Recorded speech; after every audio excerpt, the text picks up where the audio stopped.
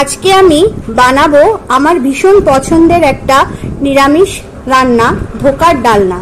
তবে এই রান্নাটা আমি একটু অন্যরকম ভাবে করব।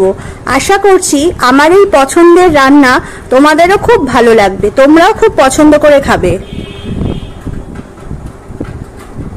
রান্নাগুলো বানানোর জন্য যে উপকরণগুলো লাগছে সেটা হলো ভিজিয়ে রাখা ছোলার ডাল, কাঁচকলা আর আদা। আমি আগের দিন রাত্রে ছোলার ডালটাকে ভালো করে ভিজিয়ে রেখেছিলাম, আর আজকে সকালে সেই ডালটাকে আমি এখন বেটে নেব।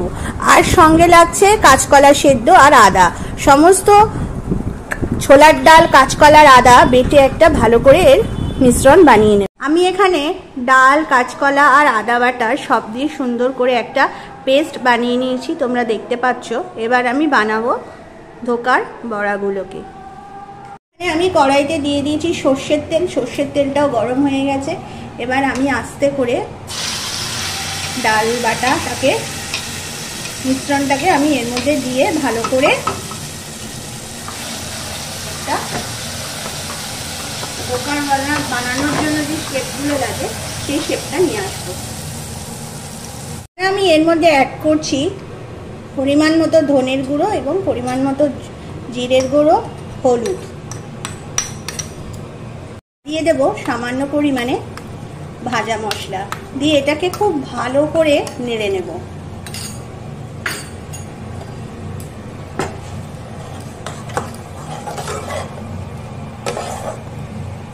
আমি একটা ট্রেতে ভালো করে সর্ষের তেল মাখিয়ে নিয়েছি, আর এর মধ্যে দিয়ে দিচ্ছি কিছুটা গুঁড়ো হিং। হিং ছাড়া তো ধোকার ডালনা অসম্পূর্ণ, তোমরা জানোই। তো এর মধ্যে আমি এই জন্য দিয়ে দিচ্ছি হিং।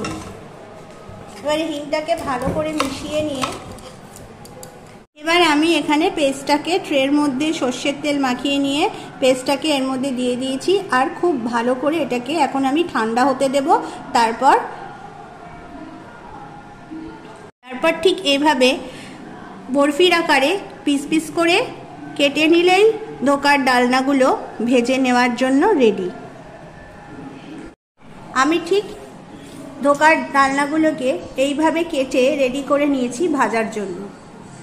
আমার এখানে বড়াগুলো তোমরা দেখতে পাচ্ছ ঠিক এইভাবে ভেজে নেওয়া একদম কমপ্লিট। আমি এবার এর মধ্যে দিয়ে দিচ্ছি তেলের মধ্যে জিরা ফোড়নের জন্য। আমার ফোড়ন একদম কমপ্লিট। এবার আমি এর মধ্যে দিয়ে দিচ্ছি ডুমো করে কেটে রাখা আলু। এবার সামান্য পরিমাণে নুন দিয়ে আলুটাকে আমি কিছুক্ষণ ঢাকা দিয়ে রেখে দেব। এখানে আলুগুলো ভালো করে সাঁতলে নেওয়া কমপ্লিট। এবার আমি ধনে, জিরে, টমেটো, কাঁচা লঙ্কা, শুকনো লঙ্কা আর আদা দিয়ে একটা ভালো পেস্ট বানিয়ে নিয়েছি। এবার এই বাটা মশলাটাকে আমি এর মধ্যে দিয়ে কষিয়ে নেব। আমার এখানে মশলা কষানো একদম কমপ্লিট। তোমরা দেখতে পাচ্ছ মশলা থেকে তেল ছেড়ে দিয়েছে, মানে আমার মশলা কষানো এখানে একদম কমপ্লিট। এবার আমি এর মধ্যে দিয়ে দিচ্ছি জল, পরিমাণ মতো জল আমি এখানে দিয়ে দিচ্ছি। আমি এর মধ্যে অ্যাড করছি সামান্য পরিমাণে নুন।